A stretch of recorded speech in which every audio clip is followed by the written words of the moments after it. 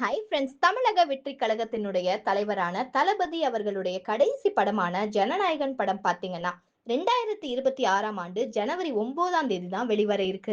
வினோத் டைரக்ஷன்ல இந்த படத்தோட ஷூட்டிங் பாத்தீங்கன்னா ஜூன் மாசத்துக்குள்ள முடிஞ்சிடும்னு சொல்லிட்டு வராங்க. அந்த வகையில தான் ஜூன் மாசத்துக்கு அப்புறமா தளபதி அவர்கள் தமிழகம் முழுவதுமே ஒரு சுற்றுப்பயணம் மேற்கொள்ள போவதா சொல்லிட்டு வராங்க. தாவேகா தலைவரான தளபதி அவர்கள் பாத்தீங்கன்னா பல மேடைகள்ல டிஎம்கேக்கு எதிராவே களமாடிட்டு வராரு. இந்த நிலையில தான் தன்னுடைய வீடியோ ஒண்ணுல பேசின அரசியல் விமர்சகர் சவுக்கு சங்கர் அவர்கள் பாத்தீங்கன்னா ஜனநாயகம் படம் பத்தி ஒரு அதிர்ச்சி செய்தியை சொல்லிட்டு இருக்காரு.